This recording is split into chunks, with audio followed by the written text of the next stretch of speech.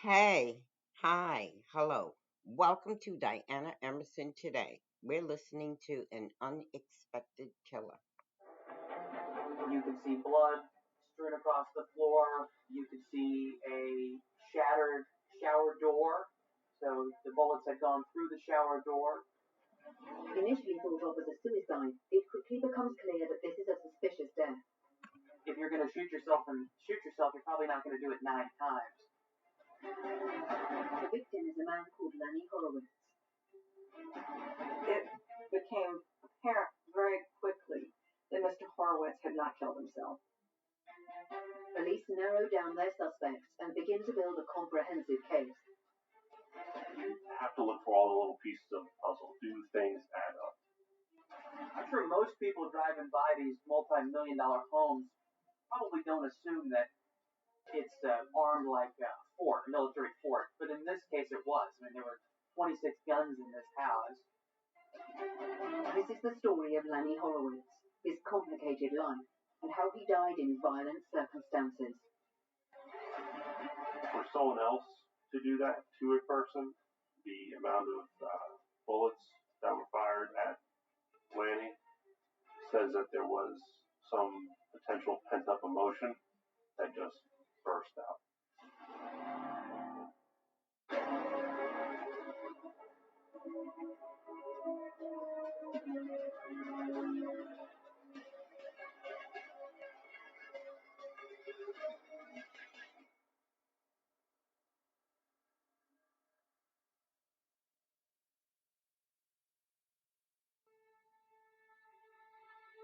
September 30th, 2011. It's a Friday in Admiral's Cove, an exclusive gated community in the northern suburbs of West Palm Beach. It's a place known for its wealth and exclusivity, certainly not violence of any kind. Jupiter, I think, is a very desirable place to live and enjoys a good reputation, I think, overall. Golf Magazine ranked Jupiter as the golf capital of the world because of the amount of high-class golfers who live in the community. You've got Tiger Woods and Brooks Koepka and all these folks. Jack Nicklaus lived here as well. So it's a place where the rich and famous come and they live and they feel safe here. And within wealthy Jupiter is one of its most exclusive communities, Admiral's Cove. Admiral's Cove is a very affluent neighborhood. It's a very high-end monetary neighborhood. There are a lot of wealthy people that live in there. It's the wealthy playground, or at least the people that like to show or put on the wealth. Expensive cars, expensive houses, beautiful properties. Most people have boats, which is an affluent area. One of these high-end residences on Mariner Drive is the home of Lanny and Donna Horowitz and their adult son Radley. What happens next is a mystery for the police. The calm of the early morning is disturbed by gunfire. Disoriented and defenseless, with the house alarm blaring, Radley stays in his room, not knowing if the shooter will make him the next target. When the shooting stops, Radley runs to his father's room. What he sees is horrifying. A security guard, Luis Garcia, is first on the scene. He alerts the police, who respond immediately. The alarm had triggered not a burglar alarm or break-in, but it was actually a glass break sensor. And the glass break sensors, what they alert to are any high-pitched frequencies. It's not necessarily glass breaking. It could be, in this case, a gunshot through glass, any type of pinging. Sometimes you drop things on the floor in the kitchen, it could set the glass break off. So that's what he responded to, essentially. The first person security guard Luis meets is Radley Horowitz, who was able to direct him to the bathroom. Donna Horowitz was present as well, but he observed Lanny Horowitz on the bathroom floor, face down, with blood near his head, blood near his body, blood coming out, and a firearm in his hand. At that moment, he doesn't know what happened, just sees the immense amount of blood and that there is a person down on the floor and appears to be unresponsive even from getting closer, just is not moving. He took the the gun, and in his word, he skittered it across the tiles, kind of gave it a shove out the door, and he started to roll Mr. Horwitz over. He said, I could tell right away he was dead, he was deceased, and he said, I kind of rolled him back a little bit to where I thought he was in his position, and then he backed out, and that's when he was calling us as well. Luis Garcia tells police operators what he thinks has happened. There was a conversation between Garcia and the 911 dispatcher, and in that conversation, it's postulated by Garcia that it was a suicide because of the placement of the gun when they were able to get on site and look at it. And he talks at length with the dispatcher with the assumption that it was a suicide. Police arrive at Mariners Drive and start to get a sense of what has really happened. It's a bloody scene. Blood spattered everywhere. There's a pool of blood around Mr. Horwitz. There's glass embedded all over his body. It wasn't immediately apparent, it's just glancing at him. But upon a closer look, they can see that he's been shot more than once, and the number of shots exceeded that small handgun, and they see the second handgun on the dresser in the master bedroom. If it's a suicide, then one can't shoot themselves through a glass window. So if he's committing a suicide and he's standing inside the shower, well, then there should be no shots traveling from inside to out. If he's standing outside, then the shower door shouldn't be open. So there's really no getting around the fact that, and there was no blood spatter, no pattern cast off on the towel at all. So that basically eliminated this idea of suicide. It soon becomes clear where the suicide theory has come from. Luis Garcia has tried to elicit some information from Donna Horwitz to find out what has happened. Mrs. Horwitz is standing there, basically not really responding to him. She's in pajamas, and he said, words to the effect of what's happening, what's going on. And she said words to the effect to him of, he's been saying he was going to do this. Mr. Garcia took that to probably mean that Mr. Horwitz had killed himself. And keeping in mind that community, that's the kind of, even that would be unexpected, but it would certainly be much more expected than a homicide. Police seal off the house and establish a crime scene. The first line of business would have been first responders to clear the residence, make safe so that the emergency medical technicians could enter and assess the situation. Following that, the house would have been cleared, crime scene tape would have been erected, and then given the deceased individual and most likely a gunshot victim, detectives would have been sent in to begin their investigation to determine how this person was shot. Eric Frank makes an assessment of the crime scene. I need to know what do we have so far, because I need to know where the crime scene is, if I need to adjust the crime scene, expand it, contract it, whatever it may be, and get the basic information from the initial supervisor who's on scene, and then directly from the responding officers to find out what information they have that it can pass on to me. It quickly becomes evident that whatever has happened did not involve any form of attack on the house by third parties. Remember that the alarm went off for a glass break. It didn't go off for a door opened, a window opened, and there was no other glass break inside the house. Further, the house was, in very, there was no indication anything had been broken, kicked in. It wasn't, there was no evidence of a struggle. So this idea that there was another person that had somehow gotten into the house unlawfully, it just was not supported by the evidence, by any evidence. Everything was secure, and the alarm had not been tripped until the glass shattered from the first shot. So we knew that whatever had happened in the house with just Radley and Donna and Lanny. And my first thought was, this is somebody that's just was in a rage. The officers advised that the decedent was in the master bedroom, and out in front of the residence they had his son, Bradley.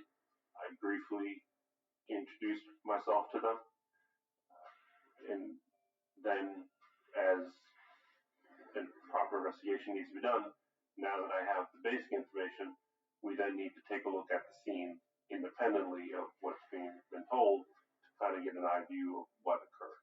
It was a very violent end. You could see blood strewn across the floor. You could see a shattered shower door. So the bullets had gone through the shower door. We know that he was upright for a bit of time because we could see it ourselves because there was movement in the bathroom. There was an old-fashioned princess phone on the bathroom wall with this extraordinarily long cord, and that phone was off the hook. There was blood on the wall set, and the actual handset was underneath Mr. Horowitz, some feet away from that wall, which indicated that he had attempted, in all likelihood, to call for help after he had suffered the first shots in the shower, then collapses, and more shots occur once he's down. I absolutely believe he was trying to call for help because he had the phone off, it had been pulled off in his hand, and it was on the floor. The cord was kind of wrapped with him as well. So I do believe he tried to call for help. The firearms at the scene are key to the evidence and the investigation. They found quite a bit of evidence. 2 5-shot his and her Smith & Wesson revolvers in 2 different locations, which became very important to the analysis of the case. One of the revolvers was actually the one that Luis Garcia found in the hand of Lanny Horowitz that was ultimately moved to just outside the bathroom door by the time law enforcement photographed it. The other revolver was actually within its holster on the dresser. And initially, there was no way to tell how many shots were fired, how many guns were involved. What we came to realize is that both of those guns had been fired completely through. So all 5 cartridges and both weapons had been discharged, which indicates that whoever did this certainly wanted Mr. Horowitz to die, emptying 2 revolvers into him. So then the real work begins with the crime scene, where they begin to collect the items that they've now photographed and individually bag them and keep a log and do their diagrams. The investigators are also getting a sense of how the deceased met his end. This person was inside in the shower when he was shot, and then tries to escape, tries to save himself, acting maybe irrationally, opens the shower door, is most likely shot several more times before he collapses on the ground. Whether or not he grabbed that phone intentionally or was just sort of scrambling, given the proximity of the phone to the shower, that would be speculation. 3 people in the house and one of them is dead. But who pulled the trigger?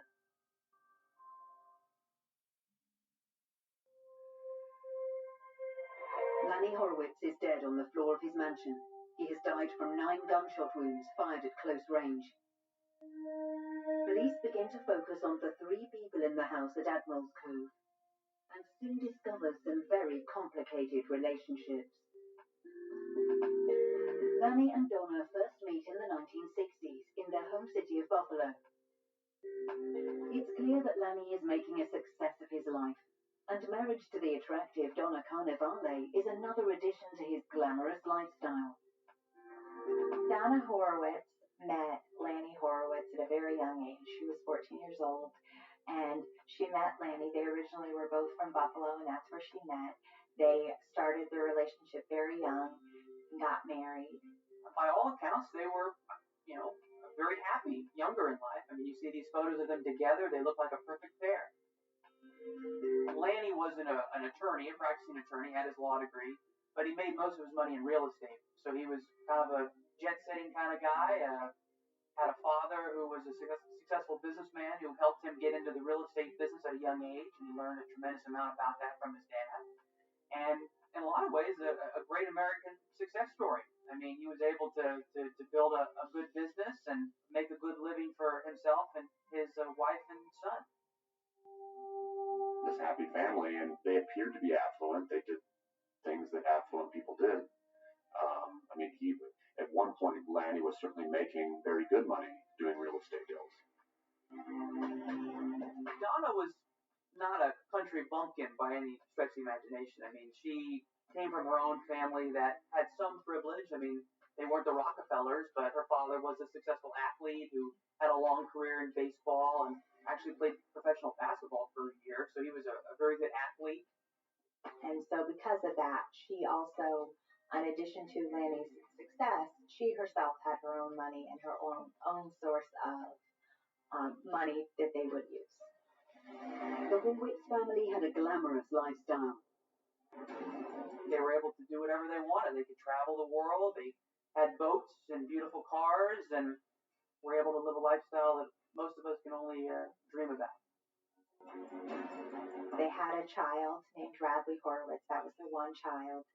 And they continued being married for a very long time. They got divorced. Then they got remarried and divorced again. And at the time that this was occurring, they had reconciled to a point that they were living in a home together. They were together for a long time, over 30 years. Their first marriage lasted, which a lot of people would say is a big success. And then the marriage broke up. There were apparently some infidelities and some other issues between them. And but it's one of those things, I guess, when you meet somebody in high school, and you're kind of Buffalo kids at heart. And even though they both had access to a lot of money and they'd go anywhere they wanted and probably could meet a lot of different people, for whatever reason, they kept getting drawn back to each other. At the crime scene, investigators are narrowing down the possibilities surrounding the death of Lanny Horowitz. Investigators try to speak with Donna. They ask her if everything is all right. And her response to that is placing her fingers in her ear and mouthing. And so at this point in time, police weren't asking her any question about what happened. They didn't even know that it was a murder. And she just starts placing her fingers in her ear and mouthing. She was indicating that she couldn't hear. That becomes relevant because if a person is standing in a fully porcelain bathroom and 10 gunshots go off, that would explain, the hearing loss. That would explain putting her hands in her ears. There's many reasons why people don't talk. Initially, could be shock. It could be. Could be that they have something to hide. Sure.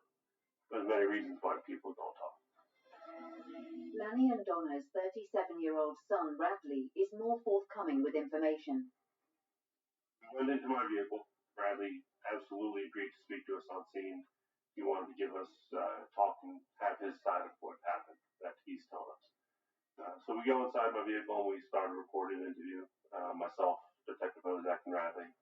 And he basically gives us a little information about what occurred, what he saw. Radley cooperates with them, explains what he heard and that he was sleeping and he woke up to gunshots and then dry firing, of gun firing without any ammunition in it. He was very familiar with guns, and he said, I didn't fire a gun. And, understandably, in his mind, he has no idea what led to this. Police have immediate reason to suspect Radley as a participant in the death of his father. His relationship with firearms has gone back some years. Bradley used to be in the firearms business. He had some run-in with the federal side of law enforcement, so he was no longer allowed to possess firearms, ammunition, anything like that.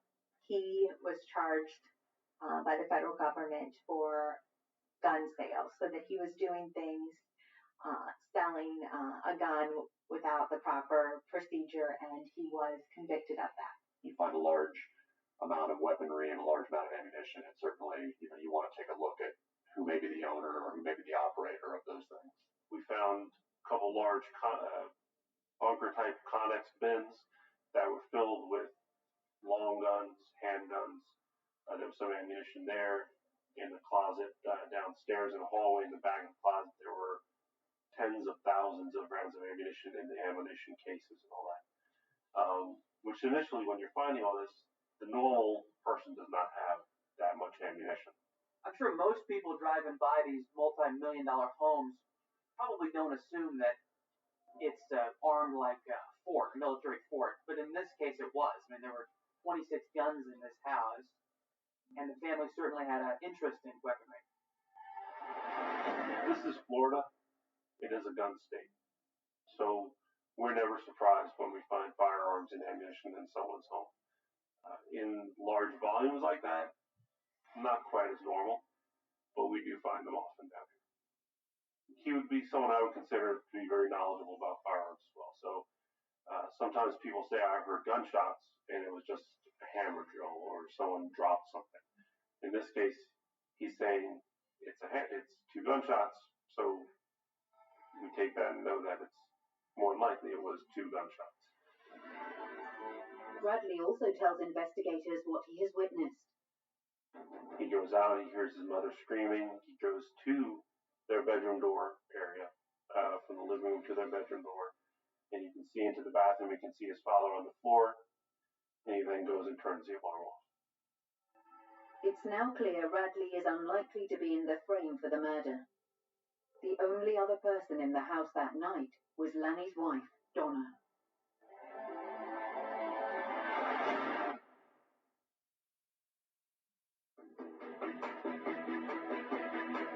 In the house on Mariners Drive, police are assisting the medical examiner with the remains of Lanny Horowitz.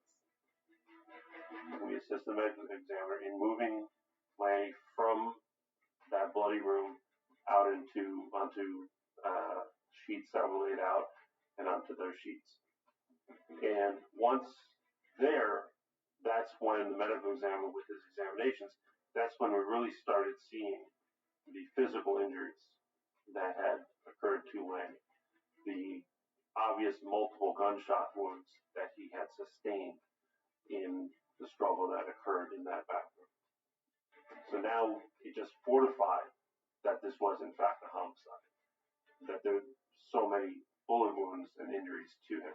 It's clear that Lanny Horowitz was shot in the shower while moving. There are multiple gunshots to him, but then it's clear that at some point he falls to the ground, and he is then shot additionally in the mouth, and it is a closer contact than the other shots, and that he can tell by the injuries to the mouth, and then also in correlation with the photographs from the crime scene of the defects on the tile, that is what occurred.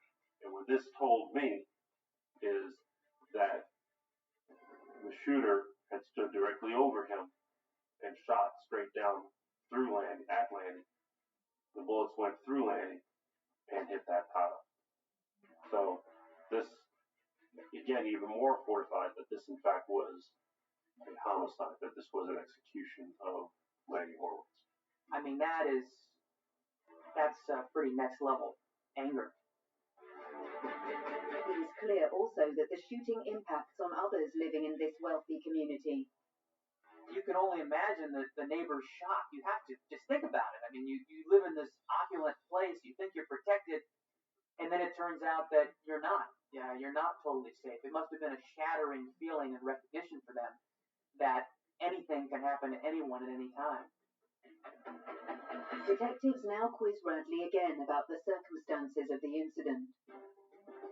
When we talk with them, we're not just going to say, okay, what happened here? We want a little background. We want to know what the background story is in any situation. And that's what we did in this case. When Radley, he told us about their marriage. They've been married and divorced twice before to each other. Everything appeared okay. He did not think that his father was depressed or suicidal. Dad was in the process of a business deal overseas that was supposed to be a great deal. So he said he was very surprised, basically, if there's anything that indicated suicide in this case. Radley was very honest about how his parents had a very up and down relationship, that it would be constant, that Lanny would be mean or cruel to Donna Horowitz, and to the point of the fact that Donna really loved Lanny and really wanted him to be nicer, to have a better relationship. That's definitely something that Radley spoke to or alluded to. But Radley is able to tell police what happened. He gets there and he sees his father on the floor in a pool of blood. He sees the shattered glass. He sees the scene, and he sees his mother not holding a weapon, according to him, but sees his mother, and she's just repeating a phrase, "He's so awful, he's so awful."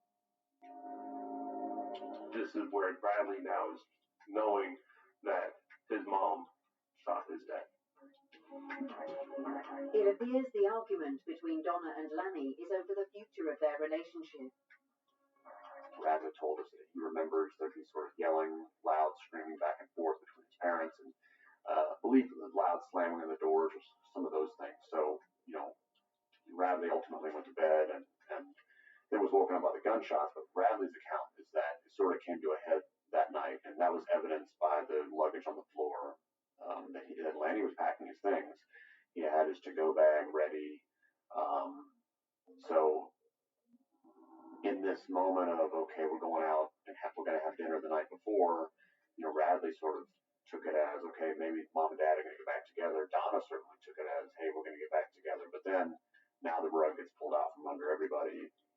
3 pieces of luggage. There was a suitcase and a Louis Vuitton duffel, as well as a Louis Vuitton garment bag. And so it was clear that someone was going on a trip. Those were packed and full of clothing. It appears there have been lots of problems in the house and in the relationship. Police get their hands on Donna's personal journal. What it reveals tells them more about what has been going on in the relationship between herself and Lanny. That was the window to her psyche when we examined it. And once the detectives were able to look through it, you could kind of see that this had been a timeline, some sort of guide as to how her recent relationship with Lanny had progressed, so that it the journal first spoke to about the rekindling, that Lanny has asked for us to try again, to give it another shot, and so she seems very excited. But Lanny's actions, it appears, also have a financial imperative. He needs to borrow this amount of money in order to keep the home, because the home was under multiple mortgages at the time, and so he asked for $200,000 in order to keep their family home, and he called it their family home, implying that they could still be together and live together. Well, Lanny was in trouble at that point. That was sort of a low point for him. He was not, certainly not a millionaire at that point. He was not making the type of money that he was used to. Lanny was sort of, a wheeler dealer, always looking for the next big thing. And there was some property. He felt like he may have had this next big thing. Donna, it appears, has the cash he needs. In order to maintain that lifestyle, in order to float the family, he did solicit from Donna a large amount of cash. Now, Donna had some family money, and she had actually gotten the money from her family in order to give to Lanny. And in Donna's mind, this was the two of them getting back together, because I do believe that, Donna truly loved Lanny, and that was exhibited in a lot of the family photos and what we hear from Radley about, their life early on. I think Donna really adored Lanny. Donna was prepared to do anything to keep Lanny. She wanted the relationship with Lanny more than anything. And you could read that in her diary. And the time she was happy, it was Lambo. And there were very happy thoughts. And then she would sort of change when things went bad. Because she would date the book, and she would say, Mr. Meany with Fran all day today. Police now discover another name in the story. You see references to a Francine Tice, who she called Fran, and so there are multiple commentary throughout. There's one where she details her birthday celebration and then Francine's birthday celebration. Both were on the day planner and both what they did. And so for Donna's birthday, there were hot dogs at the house. And for Francine's birthday, he had taken her to Capitol Grill or another, expensive steakhouse to celebrate her birthday. So even without speaking as to the hatred of Francine, you could see it in how she detailed different activities that they would do. You could see that she was a tortured soul. This man who she really loved and wanted to be with, but when she called him Mr. Meany, we thought that was very impactful, because it's easier to call somebody an a-hole. It's easier to just to call somebody a cheap name, but to call him Mr. Meany, that's a deep cut. That's a wounded individual. That's a tortured individual. But Francine appears to be the main focus of Donna's attacks because of her relationship with Lanny. They've been going out to dinners. They've been seeing a lot of each other. And Donna was expressing anger or jealousy, the fact that he was spending more time with Francine than he was with Donna. Francine Tice is the one who's going on these trips, the one who is getting these fancy dinners, who the one is getting all of the quality time with Lanny. And I think that it is clear that she was envious of that in her little notations about not what she did that day, but what Lanny did with Francine that day. The different activity that Lanny and Francine did that day was always notated. And that speaks to the envy that she had of their relationship. And she was very, very hurt by his constant, the marriage divorce, and that bore out in a lot of the things that we read in the diary about some of the things that she said, some of the things that she called him. It was very, very illustrative of this pain she felt and the love that she had for this man. It now looks like the matter was coming to a crescendo. The couple were taking off together. Lanny Horowitz was going on a trip that weekend and was packed to go with Francine Tice. The relationship could have been completely platonic, but in Donna's mind it wasn't. She did not want him to go on this trip, did not want him to be socializing with Francine, and there was an argument over the fact that he was going on the trip. He also told Donna that she had to leave the house. She was getting kicked out by the time he came back from the trip. Now think about it from Donna's perspective. This is someone who has been his life partner for decades, since the Johnson administration, and now is being told that she's out on the street.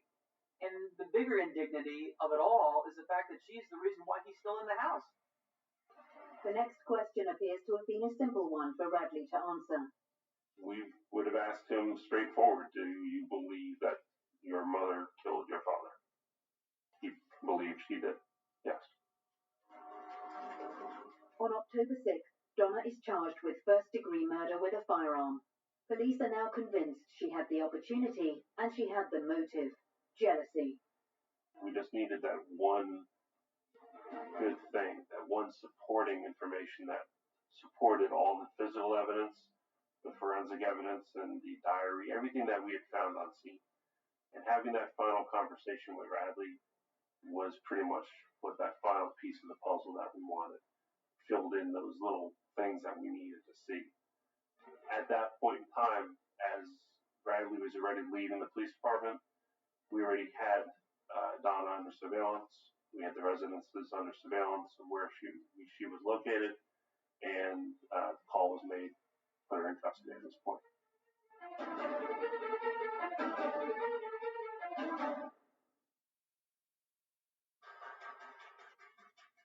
In custody, charged with the murder of her husband, Donna Horowitz has plenty of time to consider her future. You can see from the mugshot that was taken of Donna the night she was arrested. I mean, you can only imagine what's going through her head. You can just look at her physically. She had been through the ringer that week. Maybe she was wrapped with internal guilt. Maybe she was wrapped with fear. We don't know. Can't get in her mind. But just look at the picture. Look at her face. Look at her hair. Look at the way she looks. That's somebody who's going through absolute hell on earth. At the trial, which begins in January 2013, Radley is called to testify against his mother. It's something that had to be done. He's an essential witness to the case, what he hears, the fact that he is in the home. For prosecution to occur, we have to establish who was in the home, what happened, and so Radley is essential. For Radley, I think it was a very emotionally tolling experience to have to testify in a case where his mother is being charged with first-degree murder. Oftentimes in criminal proceedings, and especially a high-profile criminal case, defense attorneys, defense counsel will have some gamesmanship. That's what lawyers do on both sides. And there's no doubt, Donna's a person of means, a very attractive person. You just look at her physical appearance during the trial, And there had to have been a decision made by defense counsel. At least you could assume there was a decision made by defense counsel to try to play up the fact that she was older than she looked, that there was no way she could have committed a violent crime. This was a grandmother. Look at her. She's got gray hair. She's old. She's not particularly big. Is this a person who could murder her husband in cold blood, shoot him 9 times, and shoot him in the mouth after he was dead? Probably not. At least that was what they were trying to sell the jury. But the trial takes a peculiar twist for Radley Horowitz. It's your mother who's being accused of murdering someone. I mean, yes, it's your father, but it's also your mother being accused of a violent crime. Anyone who was a human being would have some empathy for that, which is why it was even more shocking when defense counsel changed their strategy or at least unleashed their strategy to Radley. He was unknowing, and they started to blame him for the murder. They started to plant seeds that perhaps it was him. Maybe he hired a hitman. Maybe he did it. He had all these reasons why he could have done it, alluding to the amount of money that he would theoretically inherit in the case of his father's death. And his mother, that was her attorneys. She was paying him, signed off on that strategy, and certainly didn't stop it. To be essentially accused by what he felt was the defendant. I mean, it was the defense team and it was their strategy, but I mean, it hurt Radley very deeply that his mother would permit such a defense. Everything that we found shows that there was no one who came from outside, no assassin, because that was brought up at one point that there was a hitman that was hired, and that by Bradley to take out his dad for insurance money. None of that ever rang true. None of that was ever able to show up to any fruition that this is exactly what happened. You know, Radley had no motivation at all to do this. The defense would try to argue that Radley was in it for the money. Radley was going to be the sole heir to everything, you know, from Donna's family, from her father to Donna. Everything was going to Radley, particularly if the two got divorced. I mean, he's the sole heir. And, you know, at that time, you know, the defense argued that Radley was sort of down and out, and that's why he was living at home. But being down and out in Admiral's Cove is not a bad place to be down and out. So Radley was living like a king. Radley took a lie detector test, and apparently the police were satisfied with the results they got from that. There was no physical evidence tying him to the guns, for example. There was no powder residue on him. He didn't have any blood on him. They were able to find the earplugs, orange earplugs, by the side of his bed, showing that he had them in that night and keeping with his story. So the police had less reason to suspect Radley because he was cooperating. He was, to them, seeming to tell the truth according to a lie detector test, and was much more forthcoming than his mother was. The defense wanted to characterize him as the murderer. Well, you know, there was a cache of weapons at his disposal that he could have used. And you know, the person that kills Lanny, in this case Donna Horowitz, uses 2 5-shot revolvers. It's, you know, it's a small caliber weapon. It was a little bit significant because they were his and hers airweight revolvers, so there are some significance behind that. And then the location of the body. I mean, he shot in the shower. It's the unlikely place for if Bradley was looking to shoot his father, you know, walking in while he's taking a shower with Donna Horowitz laying in the bed right there watching him is really not the ideal situation. So the placement of the body, the location of the crime scene, the fact that 2 5-shot revolvers were used, just it screamed Donna, not Radley. That diary was enough information to make the motive fit for Donna. Everything else had been conjecture for the most part. It had been her son saying that they were unhappy. But when you could read it in black and white, you could read her notes, you could see the fixation she had with this other woman. The fact that she was calling her husband Mr. Meanie, this childlike language. That is the type of evidence that is difficult to discredit as a defense counsel. We firmly believe every case that we prosecute and believe the evidence supports the argument that we just provided the jury and why the person should be found guilty. We want justice for Radley to be vindicated. We want justice for the community to know that this person was held accountable. So you're always on pins and needles in that moment. There's just a lot going on, a lot of emotion. On June the 12th, 2017, Donna Horowitz was sentenced to 32 years in Lowell Correctional Facility for the murder of her husband, Lanny Horowitz. It's highly likely she'll spend the rest of her life behind bars. I think that Donna was in a fury. She was angry, and she had been in a relationship with Lanny for the majority of her life, and he had been cruel to her over and over again about the fact that she was constantly wanting this love and support that he was not giving her. They've been married, divorced, remarried, divorced, and then he uses her to get the money to help assist the mortgages, and he doesn't stop his relationship with Francine Tice, and he continues to it. So he is outright ignoring her feelings, and she is envious of what Francine Tice has with him. These fancy dinners, these trips, and all of these positive things that a person would look to in a normal, healthy relationship, all the positives that she is not getting, and she is just getting the mean side of Lanny, the Mr. Meanie who's not considerate of her feelings. Why not just walk away?